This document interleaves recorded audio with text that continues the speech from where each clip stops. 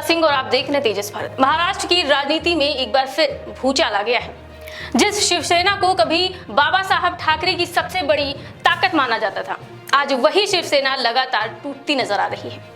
सवाल सिर्फ पार्टी के टूटने का नहीं है, सवाल ठाकरे परिवार की राजनीतिक विरासत का है। सवाल ये है कि क्या उद्धव ठाकरे अपनी पार्टी बचा पाएंगे, और उससे भी बड़ा सवाल ये है कि क्या आदित्य ठाकरे की राजनीति खतरे में पड़ गई है। 2022 में एकनाथ शिंदे की बगावत ने उद्धव ठाकरे से सत्ता छीन ली थी। मुख्यमंत्री की कुर्सी गई, पार्टी का बड़ा हिस्सा गया और चुनाव चिन्ह तक हाथ से निकल गया। लेकिन अब जो हो रहा है वो उद्धव ठाकरे के लिए और भी ज्यादा खतरनाक माना जा रहा है। पहले सांसदों का साथ छूटा, अब विधायकों और विधान परिषद सदस्यों की गैर मौजूदगी ने नई अटकलों को जन्म दे दिया है। उद्धव ठाकरे ने पार्टी नेताओं की अहम बैठक बुलाई है, लेकिन कई विधायक और एक एमएलसी उनमें नहीं पहुंचे। यही वो संकेत है जिसने महाराष्ट्र की राजनीति में नई चर्चा शुरू कर दी है। सबसे ज्यादा चर्चा जिस नाम की हो रही है वो है सुनील शिंदे। याद कीजिए 2019 का विधानसभा चुनाव, ठाकरे परिवार के इतिहास में पहली बार आदित्य ठाकरे चुनाव मैदान में उतरे थे। उनके लिए वर्ली सीट चुनी गई थी, लेकिन ये सीट पहले से ही सुनील शिंदे की थी। उन्होंने बिना किसी विरोध के अपनी सीट आदित्य ठाकरे के लिए छोड़ दी थी। उस समय इसे ठाकरे परिवार के प्रति उनकी निष्ठा और समर्पण का प्रतीक माना जाता था। लेकिन आज वही सुनील शिंदे उद्धव ठाकरे की बैठक से दूर नजर आए। ऐसे में सवाल उठ रहे हैं कि क्या ठाकरे परिवार के सबसे भरोसेमंद नेताओं का भरोसा भी अब टूट रहा है। यही वो सवाल है जो उद्धव ठाकरे और आदित्य ठाकरे दोनों के सामने सबसे बड़ी चुनौती बनकर खड़ा है। बागी नेताओं का आरोप नया नहीं है। लगातार कहा जा रहा है कि उद्धव ठाकरे और आदित्य ठाकरे के आसपास एक ऐसा घेरा बन गया है जहां आम कार्यकर्ताओं और नेताओं की पहुंच मुश्किल हो गई है। जिस मातोश्री के दरवाजे कभी शिव सैनिकों के लिए खुले रहते थे, वहां अब दूरी बढ़ने की शिकायतें सुनाई जाती हैं।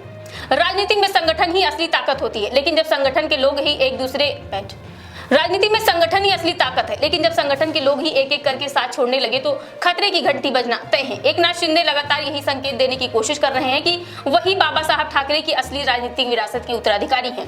यही वजह है कि उद्धव ठाकरे के साथ छोड़ने वाले अधिकांश नेता शिंदे गुट में ही जाते दिखाई दे रहे हैं। मुंबई, ठाणे और कोंकण जैसे इलाके कभी शिवसेना की ताकत हुआ करते थे, लेकिन 2022 की बगावत के बाद इन क्षेत्रों में शिंदे का प्रभाव लगातार बढ़ा।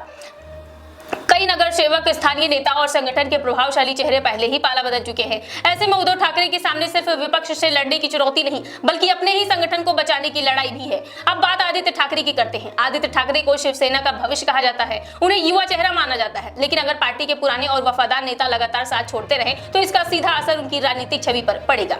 राजनीति में नेतृत्व का मूल्यांकन सिर्फ भाषणों से नहीं होता है। नेता की असली परीक्षा तब होती है जब संकट आता है, और फिलहाल आदित्य ठाकरे इसी परीक्षा के दौर से गुजर रहे हैं। वर्ली सीट जहां से आदित्य ठाकरे विधायक हैं, भविष्य में उनके लिए पहले से ज्यादा कठिन हो सकती है।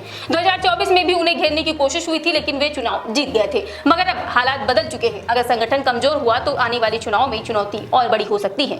उधर महाविकास अघाड़ी के भीतर भी समीकरण बदल रहे हैं। कांग्रेस और शरद पवार जानते हैं कि उद्धव ठाकरे के पास फिलहाल उनके साथ बने रहने के अलावा और कोई मजबूत राजनीतिक विकल्प नहीं है।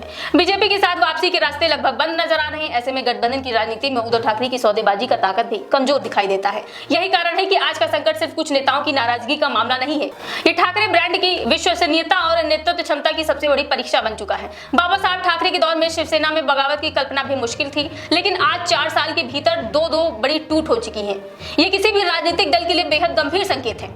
अब उद्धव ठाकरे और आदित्य ठाकरे के सामने केवल एक ही रास्ता बचता है, जमीन पर उतरना, कार्यकर्ताओं से सीधा संवाद करना और संगठन को फिर से खड़ा करना। क्योंकि राजनीति में सहानुभूति हमेशा वोट में नहीं बदलती, आखिरकार जनता और कार्यकर्ता परिणाम देखते हैं। अगर उद्धव ठाकरे और आदित्य ठाकरे अपने बचे हुए नेताओं को एकजुट करने में सफल नहीं हुए तो यह संकट और गहरा हो सकता है। लेकिन अगर वे संगठन को फिर से खड़ा करने में कामयाब हो गए तो ये उनकी राजनीतिक वापसी की शुरुआत भी बन सकती है। फिलहाल महाराष्ट्र की राजनीति की नजरें एक ही सवाल पर टिकी है, क्या ठाकरे परिवार इस दूसरी बड़ी बगावत से उबर पाएगा, या फिर ये शिवसेना यूबीटी के राजनीतिक पतन की नई कहानी लिखेगी।